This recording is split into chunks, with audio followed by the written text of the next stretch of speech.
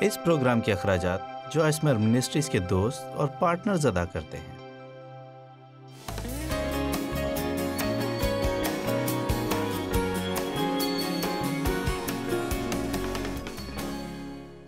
خدا کے کلام میں اطمینان کی اہمیت سے متعلق بہت سی آیات موجود ہیں۔ بائبل میں لکھا ہے کہ ہمیں اطمینان کی تلاش کرنی ہے۔ اگر ہم پرسکون زندگی بسر کرنا چاہتے ہیں تو در حقیقت ہمیں اس کی چاہت کرنی ہوگی۔ ہمیں اس کی اتنی چاہ ہونی چاہیے کہ ہم اس کے لیے اپنی زندگی میں تبدیلیاں لانے کو تیار ہو جائیں۔ لیکن آئیں آج کی دنیا میں پائے جانے والے غصے کے متعلق کچھ بات کرتے ہیں۔ اور آپ یہ جانتے ہیں، اگر کوئی آپ کو تکلیف دیتا تو آپ غصے میں آ جاتے ہیں، پھر آپ اس سے نمٹتے ہیں اور غالب آتے ہیں۔ لیکن آپ جانتے ہیں کہ کچھ ایسے لوگ بھی ہیں جن کی زندگی میں غصہ بہت گہرے طور پر پیوست ہوتا ہے۔ کیا میں یہ کہہ سکتی ہوں کہ اگر آپ ایسے ہیں اور ہر وقت چھوٹی چھوٹی بے مقصد باتوں کے حوالے سے غصے میں بھرے رہتے ہیں تو پھر کچھ نہ کچھ غلط ضرور ہے۔ ہو سکتا ہے مدت پہلے آپ نے اپنے اندر کچھ دفن کر دیا اور بھول گئے، لیکن میں آپ کو بتاتی ہوں یہ ہمارے راز ہی ہیں جو ہمیں بیمار کر دیتے ہیں۔ یہ وہ چیزیں ہیں جن کو ہمیں روشنی میں لانے اور ان کا سامنا کرنے کی ضرورت ہے۔ اپنی زندگی کے تاریک گوشوں میں خدا کو دعوت دیں اور ان چیزوں کی جڑ تک پہنچے۔ میں ہمیشہ ناراض اور غصے میں رہتی تھی۔ آپ جانتے ہیں میں بہت غصیلی تھی۔ زندگی میں ان کے مقصد صرف یہ ہوتا ہے آپ نے مجھے غصے میں پاگل کر دیا ہے۔ ڈیو نے مجھے بہت غصہ دلایا کیونکہ وہ بہت گولف کھیلتے ہیں اور ٹی وی پر بہت اسپورٹس دیکھتے ہیں، اور میرے بچے میرا بہت دماغ خراب کرتے ہیں کیونکہ وہ بہت گندے ہیں۔ اور کسی اور نے مجھے ناراض کر دیا کیونکہ وہ مجھے غلط ثابت کرتے ہیں، اور کسی اور نے مجھے غصہ دلایا کیونکہ اس نے یہ کیا یا وہ کیا۔ اگر تم مجھے غصہ دلانا بند کر دو اور آپ جانتے کہ میں کیا بات کر رہی ہوں۔ ایک فلم میں نے ایک شخص کو اس کی بیوی کے ساتھ زیادتی کرتے اور مار پیٹ کرتے دیکھا۔ ہر دفعہ جب بھی وہ اس پر تشدد کرتا تو کہتا دیکھو تم نے مجھے کیا کرنے پر مجبور کر دیا۔ اگر تم میرے کلام میں قائم رہو تو سچائی سے واقف ہو کر سچائی تمہیں آزاد کرے گی، سچائی آپ کو آزاد کرے گی۔ ہمیں خدا سے کہنا ہے کہ وہ آئے اور ہماری زندگی کے تمام تاریک، گہرے اور پوشیدہ پہلوؤں میں مداخلت کرے۔ اس بات کے لیے بھی تیار ہونا کہ اپنے رویے کی جڑ تک پہنچے۔ میں ہر وقت ناراض اور غصے میں رہتی تھی اور دیانت داری سے کہتی ہوں کہ میرے لیے خوش رہنا بہت مشکل تھا، کہ میں ایک بگڑی ہوئی شخصیت تھی۔ میں جانتی ہوں آپ میں سے کوئی بھی ایسا نہیں ہے۔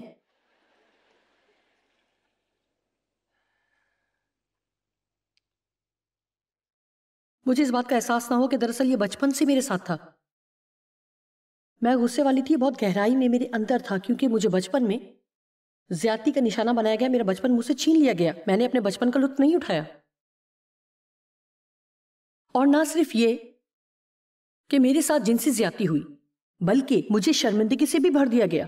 میں جو کچھ بھی کرتی اس کی بنیاد شرمندگی ہی ہوتی۔ مجھے یقین ہے کہ کچھ موقعوں پر میں اس بات سے بے حد شرمسار ہوتی کہ میرا باپ میرے ساتھ یہ کر رہا ہے، اور کسی طرح میں نے اس کا رخ اپنی طرف کر لیا اور خود سے شرمندہ ہونے لگی اور سوچنے لگی کہ مجھ میں ہی کچھ غلط ہے جس کی وجہ سے وہ میرے ساتھ ایسا کرتا ہے۔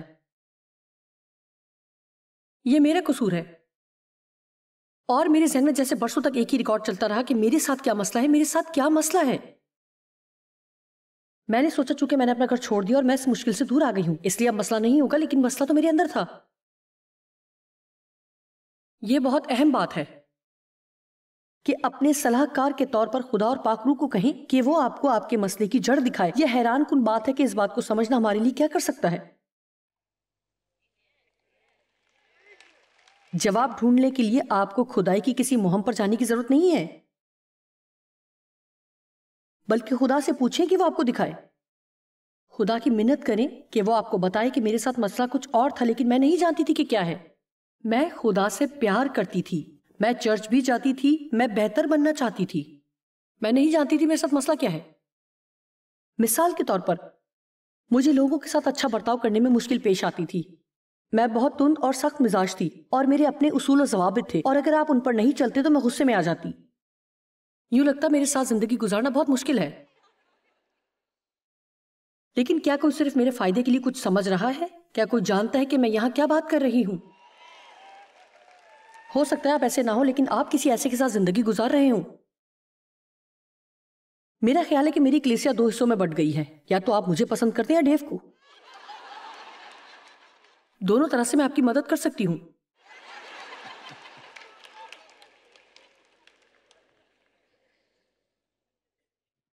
جب میں نے خدا کی منت کرنا شروع کی کہ خدایا میں اتنی سخت مزاج کیوں ہوں، تو خدا نے مجھے دکھایا. خیر، ایک بات جس سے میں خوفزدہ تھی وہ یہ کہ میں نرم مزاج اور نرم دل ہو جاؤں، کیونکہ میں سوچتی تھی کہ اگر میں ایسی بنی لوگ مجھے پاؤں تلے روند کر فائدہ اٹھائیں گے. اس بات کے لیے میں خدا پر بھروسہ کرنے سے کتراتی تھی کہ وہ میرا بدلہ لینے والا ہے، کیونکہ فرض کریں اگر وہ ایسا نہ کرتا تو میں خود ان لوگوں کو بتانا چاہتی تھی کہ اب کوئی بھی کبھی بھی دوبارہ میرے ساتھ ایسا نہیں کر سکتا. کیونکہ آپ جانتے ہیں کہ جب ہم چیزوں کو اپنے وقت کے حساب سے کرتے ہیں پھر بھی ہم اس بات سے متعلق فکر مند نہیں ہوتے کہ خدا ایسے حالات میں آئے گا یا نہیں. میں آپ سے ایک سوال پوچھتی ہوں، آپ جو کر رہے ہیں کیا اس سے فائدہ ہے؟ نہیں. آپ کی طرف سے جواب میں دے سکتی ہوں، نہیں. یہ کامیاب نہیں ہے. آپ ہر روز محنت کرتے ہیں. لہٰذا یہاں میں شرمندگی سے بھری ہوئی اور خود سے بیزار تھی، تو کسی اور کو کیسے پسند کر سکتی تھی جو خود آپ کے پاس نہیں ہے؟ آپ وہ چیز کسی اور کو نہیں دے سکتے. میں ڈیو سے محبت نہیں کر سکتی تھی کیونکہ مجھے خود سے نہیں تھی. میں لوگوں سے محبت نہیں کر سکتی تھی، مجھے دوسروں میں عیب ہی نظر آتے تھے کیونکہ مجھے ہر وقت خود میں خامیاں نظر آتی تھی. میں رحم دل نہیں ہو سکتی کیونکہ میں نہیں جانتی کہ خدا سے رحم کیسے حاصل کیا جا سکتا ہے جب وہ کام درست طور پر نہ ہو پاتے جو بحیثیت مسیح مجھے کرنے چاہیے. میں خود پر سختی کرتی تھی اور پھر میں اپنے بنائے ہوئے احساس جرم اور ملامت اور خود کو سزا دینے کے چکر میں پھنس جاتی اور خوشی حاصل کرنے سے انکار کرتی اور اس پر غالب آ جاتی اور پھر دوبارہ گناہ کرتی. اور میں نے کئی برس اسی چکر میں سے گزرتے ہوئے بتائے. اور اب میں آپ کو بتانا چاہتی ہوں، لیکن مجھے اس میں 37 سال لگے. اب آپ ایک آزاد عورت کو دیکھ رہے ہیں. آمین. میں کہہ رہی ہوں کہ میں بدل گئی. میرا مطلب ہے اب مجھے غصہ دلانے کے لیے آپ کو سخت محنت کرنا پڑے گی. اگر آپ کامیاب ہو بھی جائیں تو آپ زیادہ دیر تک کامیاب نہیں ہوں گے. میں اس خطرے سے واقف ہوں اور میں اپنا منہ کھولتی اور کہتی ہوں خدایا اس سے مجھے تکلیف ہوتی ہے اور یوں محسوس ہوتا ہے جیسے میری ہمت جواب دے گئی ہے. میں تجھ پر بھروسہ کرتی ہوں. مجھے بتا کہ میں کسی دوسرے کے لیے برکت کا باعث کیسے بن سکتی ہوں، کیونکہ کئی برس تک میں نے اپنے طریقے سے جنگ لڑی ہے جو میری جان لینے کو تھی. میں سیکھ رہی ہوں کہ کس طرح ویسے لڑوں جیسے خدا لڑتا ہے. آمین. لیکن عام طور پر جب ہماری زندگی میں کچھ غلط ہو جاتا ہے تو ہم کیا کرتے ہیں؟ ہم اس سے نمٹنے کی کوشش کرنے کے بجائے اسے ڈھانپنے کی کوشش کرتے ہیں. اگر خدا ہماری مشکلات میں مداخلت کرنے کی کوشش کرے اور ہم تھوڑے اس کے قریب ہو جائیں تو ہم کہتے ہیں کہ نہیں، ہمارے پاس ان چیزوں کے لیے وقت نہیں ہے. مجھے نہیں پتا کہ آپ کے ساتھ کبھی ایسا ہوا یا نہیں، لیکن مجھے یاد ہے کہ کئی مواقع پر جب میں نے اپنا فریج کھولا تو ایسی بدبو آئی کہ اسے بند ہی کر دوں. اگلی دفعہ آپ امید کرتے کہ شاید یہ نہیں ہوگی.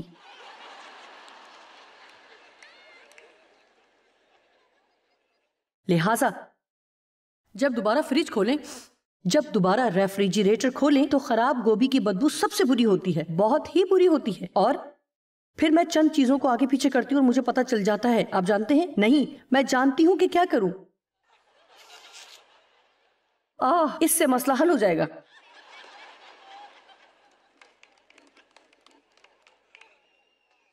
آپ میں سے بھی کچھ لوگ اپنی بدبو کو چھپانے کے لیے کافی عرصے سے پرفیوم چھڑک رہے ہیں.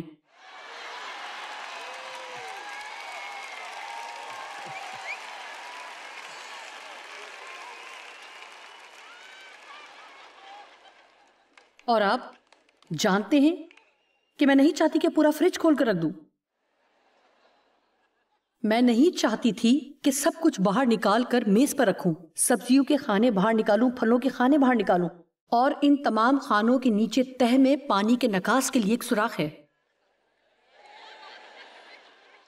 میں نہیں جانتی کہ آج کل بھی ریفریجریٹر ایسے ہوتے ہیں یا نہیں، لیکن پرانے ویسے ہی ہیں اور بہت گند ہوتا تھا، خاص طور پر اگر آپ نے 5 سال سے اسے صاف نہ کیا ہو. آپ جانتے ہیں ہم کیا کرتے ہیں؟ ہم اسے ڈھانپ دیتے ہیں، اسے اپنے ساتھ چرچ لے جاتے ہیں. خداوند تیری تعریف ہو. آتے ہیں بندگی ہیں یسوع سے ملنے کو، آتے ہیں ملنے کو یسوع سے ملنے کو، اور اسی طرح گھر واپس جاتے ہیں. اس طرح ہم گھر واپس جاتے ہیں، اس طرح ہم گھر جاتے ہیں، اور ہمارے اس طرح سے جانے سے کوئی فرق نہیں پڑتا.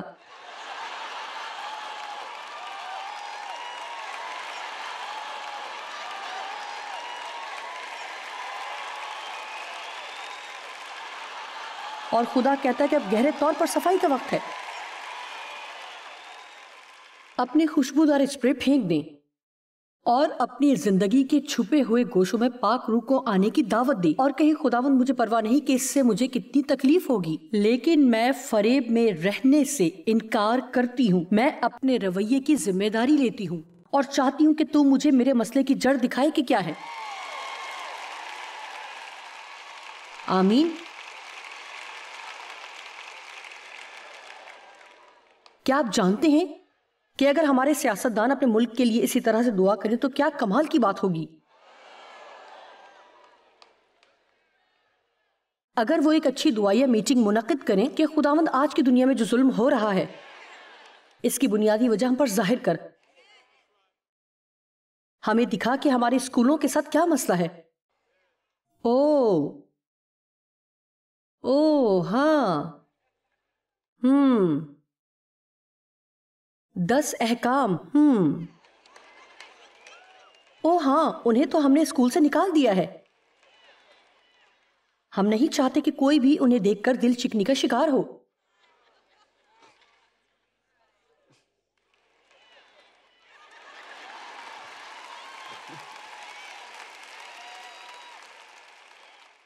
آپ جانتے ہیں اس مسئلے کے لیے ایک فیصلہ ساز کمیٹی بنائی گئی ہے، اور اس مسئلے کے لیے ایک مطالعاتی گروپ بنایا ہے، اور اس مسئلے کے لیے ماہرین کا ایک گروہ تشکیل دیا گیا ہے، اور مسئلہ خراب سے خراب تر ہے اور مزید خراب سے خراب تر ہوتا جا رہا ہے۔ ہر بات کے لیے صرف ایک ہی جواب ہے کہ ڈھونڈیں خدا کیا چاہتا ہے کہ آپ کریں اور پھر وہی کریں، وہی کریں۔ کسی کے ساتھ کیا مسئلہ ہے کہ وہ بچوں کو دعا کرنے سے روکے یا اسکول میں بائبل لانے سے منع کرے؟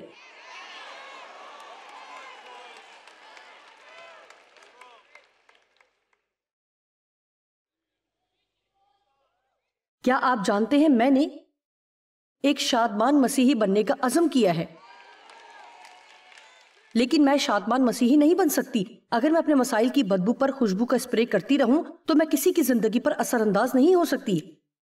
ہمیں ایسی دنیا کی ضرورت نہیں جو شفا دینے والے لیکن زخم خوردہ لوگوں سے بھری ہو۔ ہمیں ایسے لوگوں کی ضرورت ہے جو زخم کھا کر شفا یاب ہو چکے ہوں اور اب وہ کسی اور کی مدد کرنے کے لیے تیار ہوں۔ لیکن یہ کیسے ممکن ہے کہ ایک اندھا دوسرے اندھے کو راہ دکھائے؟ میں آپ کو کچھ بتانا چاہتی ہوں، میرا پیغام خوشگوار ہے، لیکن آپ دعا مانگتے ہوئے گھر جاتے ہیں اور خدا چیزوں کو پارا پارا کر کے الگ کرنا شروع کرے گا، اور بہتر ہے کہ آپ کسی چیز کا سہارا لے لیں، کیونکہ یہ عمل کچھ اچھا محسوس نہیں ہوگا لیکن بعد میں ضرور اچھا لگے گا۔ بعد میں اور میں آپ کو بتاتی ہوں کہ بعد میں بھی آ جائے گا۔ آپ سے ایک سوال پوچھتی ہوں، آپ سے 1 سال بعد کیا آپ ایسے ہی رہنا چاہیں گے جیسے ابھی اس وقت ہیں؟ ٹھیک ہے، تو پھر اس سال کو استعمال کریں کہ اس میں سے نکلیں۔ کیا کوئی گھر پر ہے؟ آئیے اس سال کو استعمال کریں تاکہ اس صورتحال سے نکل سکیں۔ آئیے اپنے مسائل اور بے ترتیبی کی جڑ تک پہنچیں، ان خوشبودار چیزوں سے چھٹکارا حاصل کریں۔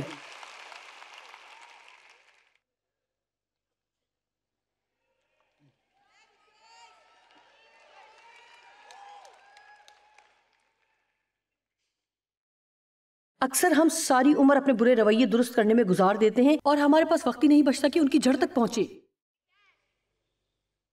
میں آپ کو یہ مشکل کام سونپتی ہوں کہ خدا سے کہنا شروع کریں کہ خداوند میں کیوں اتنی آسانی سے غصے میں آ جاتی ہوں؟ میں کیوں افواہیں اڑاتی ہوں؟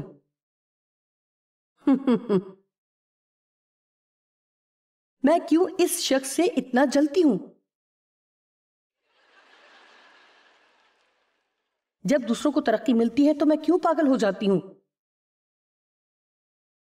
اگر میں غیر محفوظ ہوں تو میں ایسا کیوں محسوس کرتی ہوں؟ یہ توقع نہ کریں کہ باقی لوگ میرے بگاڑ ٹھیک کرتے رہیں گے، جو مجھے ساری زندگی ایسا رد عمل ظاہر کرنے پر اکساتے رہیں گے جن کے پاس مجھ سے زیادہ ہے۔ اگر میں ان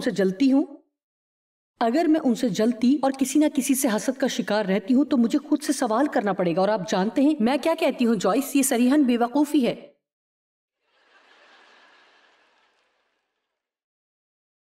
میرا مطلب ہے کہ جوائس، یہ کیسے ممکن ہے کہ تم کسی سے حسد کرو؟ تم کس طرح کسی سے حسد کر سکتی ہو؟ اور پھر مجھے خود کو یاد دہانی کروانا پڑتی ہے کہ خدا کے پاس ہم میں سے ہر ایک کے لیے ایک الگ منصوبہ ہے، اور مجھے اس سے کوئی سروکار نہیں ہونا چاہیے کہ وہ کسی اور کے لیے کیا کرتا ہے۔ میں صرف اس چیز کی ذمہ دار ہوں جو وہ میرے لیے کرتا ہے۔ یہ سیکھیں کہ جب ابلیس ہمارے کانوں میں جھوٹ پھونکے تو ہمیں کیا جواب دینا ہے۔ اوہ، وہ تم سے آگے بڑھ رہے ہیں، تب آپ اپنا منہ کھولیں اور کہیں نہیں، ترقی دینے کا اختیار خدا رکھتا ہے، وہ کسی کو سرفراز کرتا ہے اور کسی کو نیچے لے جاتا ہے۔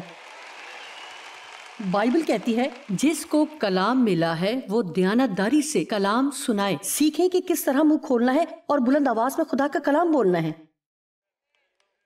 اور میں بہت کلام جانتی ہوں، میرا مطلب ہے کہ میں کئی سال تک چرچ میں تھی، لیکن میں سوچتی تھی کہ بے وقوفی کہ میں خود کلامی کرتی ہوئی کہتی تھی جیسے میں اپنی زندگی سے بے حد تنگ آ گئی ہوں، ہاں یہ میں ہی ہوں، میں ہر بات میں ہمیشہ غلط ہوتی ہوں، میں بہت بے وقوف اور نکمی ہوں۔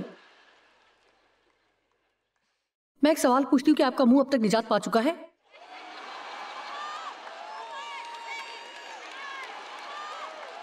سنیے،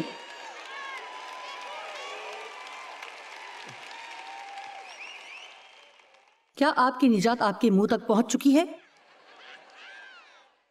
میں آپ کو بتانا چاہتی ہوں، مجھے یاد ہے جب خدا نے مجھے یہ کہا، اس نے کہا جوائس تمہیں معلوم ہے ابھی تک نجات تمہارے منہ تک نہیں پہنچی۔ میں نے جو چیز کھائی نہ ہو اسے نکال نہیں سکتی۔ اگر مجھے محسوس ہوتا کہ خوش رہنے کے لیے مجھے یہ سب چیزوں پر کنٹرول رکھنا ہے تو کیوں؟ اگر مجھے یہ محسوس ہوتا ہے کہ ہر وقت میری مرضی چلنا چاہیے ورنہ میں خوش نہیں ہو سکتی تو کیوں؟ مجھے اور آپ کو بھی مشکلات کی ذمہ داری لینی چاہیے۔ اگر آپ ناراض ہیں تو آپ کو کہنے کی ضرورت ہے کہ میں کیوں ناراض ہوں، اکثر غصے میں کیوں رہتی ہوں، یہ درست نہیں ہے اور خدا یہ نہیں چاہتا ہے۔ کہیں خدا مجھے اس کی انتہا تک لے جا، میں تبدیل ہونا چاہتی ہوں، میں بدلنا چاہتی ہوں۔ آپ جانتے ہیں ہم پرانی انسانیت کے ساتھ نئی زندگی نہیں گزار سکتے۔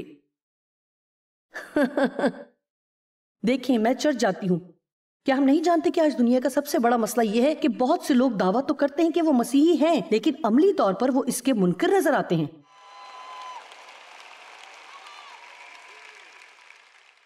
میرا مطلب ہے کہ دنیا میں چند برے مسیحی بھی ہیں۔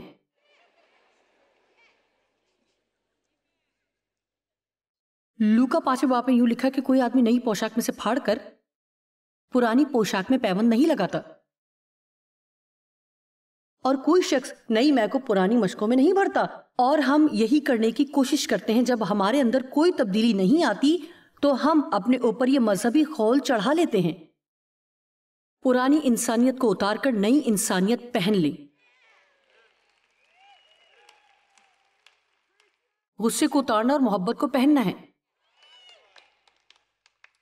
اور میں صاف طور پر کہوں گی کہ ان میں سے کچھ بھی ہم خدا کی مدد، اس کے فضل اور رحم کے بغیر کچھ بھی کرنے کی کوشش نہ کریں، حتیٰ کہ اس وقت تک گھر جا کر تبدیل ہونے کی بھی کوشش نہ کریں۔ خدا سے یہ کہہ کر آغاز کریں کہ میں تیرے بغیر کچھ بھی نہیں کر سکتی، میرے اندر کوئی ضبط نفس اور قوت ارادی نہیں جو میری مدد کرے۔ خدا صرف تو ہی میری مدد کرے گا۔ اور جب آپ خدا سے مدد کے لیے کہتے ہیں تو ہو سکتا ہے کہ کچھ دیر آپ کو لگے کہ وہ کچھ بھی نہیں کر رہا، ہو سکتا ہے آپ کو دل جمی کے ساتھ کھڑے رہنے اور کہنے کی ضرورت ہو کہ میں جسم کے کاموں میں شریک نہیں ہوں گی، میں تیری منت کرتی ہوں کہ بتا یہ مسئلہ کیا ہے اور مجھ پر وہ کام کر جو کرنے کی ضرورت ہے۔ میں فضل پر بہت تعلیم دیتی ہوں، لیکن فضل کوشش کی مخالفت نہیں کرتا، ہاں یہ کمانے کی مخالفت کرتا ہے۔ ہم کوشش کرتے ہیں، ہم خدا کی محبت کو کماتے نہیں ہیں۔ آپ اور میں جیسے بھی ہیں، خدا ہم سے پیار کرتا ہے۔ اس کی محبت حاصل کرنے کے لیے مجھے خود کو بدلنا نہیں ہے، بلکہ مجھے اس لیے بدلنا ہے کیونکہ میں اس سے پیار کرتی ہوں۔ میں اپنے آپ کو اس کے سامنے بہتر انداز میں پیش کرنا چاہتی ہوں۔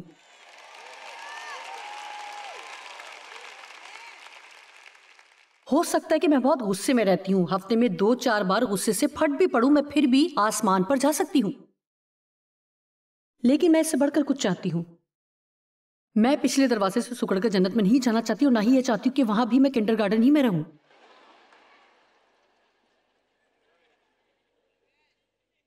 آمین۔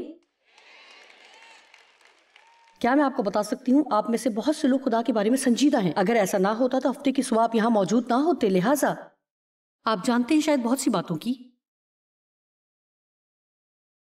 जिसे मैं दोबारा तस्दीक कर रही हूँ, जिन्हें आप पहले ही से जानते हैं। लेकिन आज मैं आपको सिर्फ पैगाम नहीं सुना रही, सारी दुनिया में लाखों लोग इस प्रोग्राम को तर्जुमा की गई 70 जबानों में टीवी पर पूरी दुनिया में देखेंगे, और ये पूरी तरह से गिरफ्त में लेने वाला ख्याल है। मैं यहाँ सिर्फ ये कहने की कोशिश कर रही हूँ कि अगर आप यसू पर ईमान नहीं रखते हैं तो फिर उसे कबूल करें और ईमानदार बन जाएं, क्योंकि उसके बगैर कोई उम्मीद, कोई मदद नहीं है। अगर आप मसीही हैं तो फिर संजीदा मसीही बने, एक साबित कदम मसीही बने, ऐसे मसीही बने जो रूह के फलों के साथ जिंदगी गुजारे, अपनी जिंदगी के मसाइल की जड़ तक पहुंचे और उनकी जिम्मेदारी लेने का इल्जाम दूसरों पर ना लगाएं। अपने रवैये की जिम्मेदारी लें, मदद के लिए खुदा को पुकारें ताकि वो आपको तब्दील करे और फिर अपनी जिंदगी में उसे काम करने दे।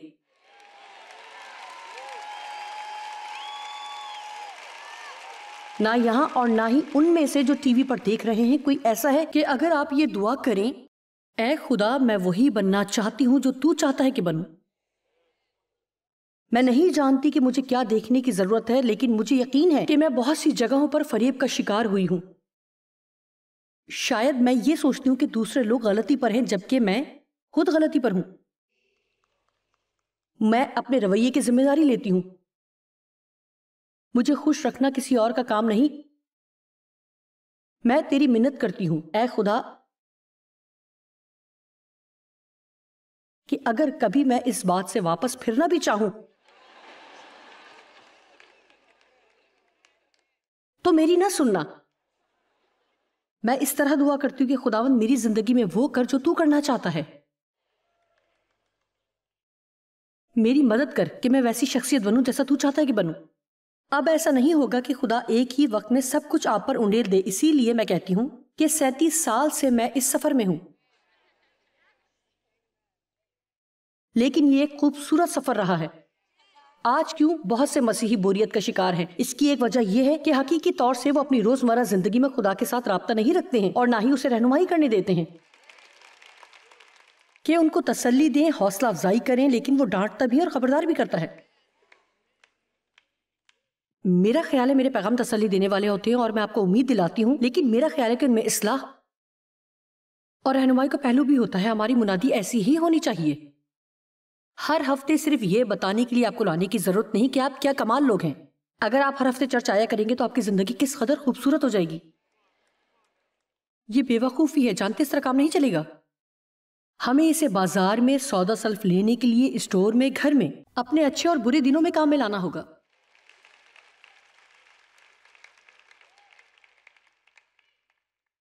कुछ वसीले लोग वसीले खानदानों से आते हैं, उन्होंने बचपन से इसे सीखा है। आप जानते हैं कि बाज़ औक़ात हमने जो कुछ सीखा होता है उसे भुलाने की जरूरत होती है। मेरा बाप एक वसीला शख्स था और वो हर बात गुस्से से करता था। मैंने भी हर चीज को गुस्से से हल करना शुरू कर दिया। बच्चों को कंट्रोल में रखने के लिए गुस्सा दिखाना। अगर आप गुस्सीले मरते तो आप समझते हैं कि अपनी बीवी को फजूल खर्ची से रोकना है तो आप गुस्सा करेंगे। वो भी जानती कि आपसे चीजें कैसे छुपाए।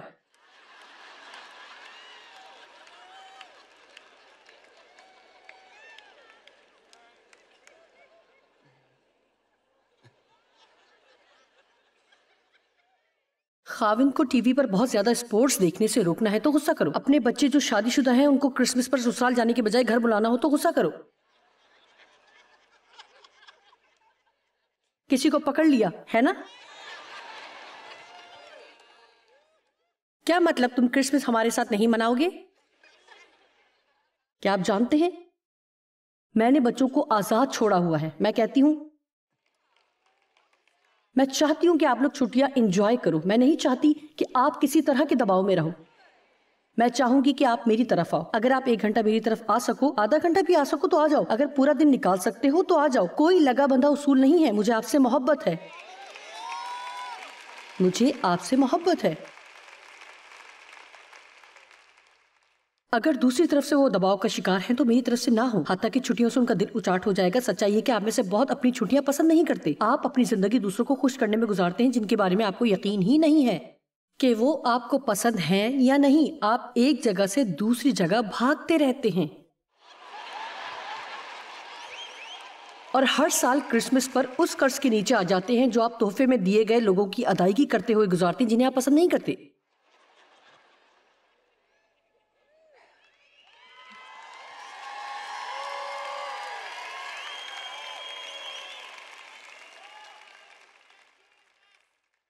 हालेलुया। ना पूरी होने वाली जरूरियात हमें गुस्से में मुब्तला करती हैं। आपको मेरी जरूरत पूरी करनी चाहिए। आप जानते हैं मैं बहुत देर तक बहुत से लोगों से खफा रही क्योंकि वो मुझे वो नहीं दे रहे थे जो मैं समझती थी कि उन्हें मुझे देना चाहिए। आखिरकार मैंने फैसला किया मैं खुद ही अपने आप को बरकत दूंगी। मैं मजाक नहीं कर रही हूं। अगर डेव मेरे लिए तोहफा नहीं लाएंगे तो खुशी से मैं खुद जाकर अपने लिए ले आऊंगी। क्या ख्याल है?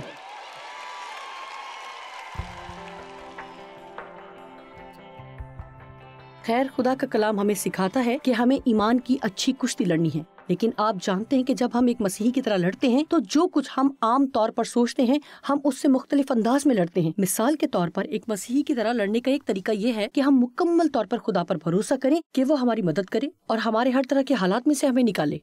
जब हम खुदा पर भरोसा करते हैं, हकीकतन खुदा पर भरोसा करते हैं, तो हमेशा उसके आराम में दाखिल होते हैं।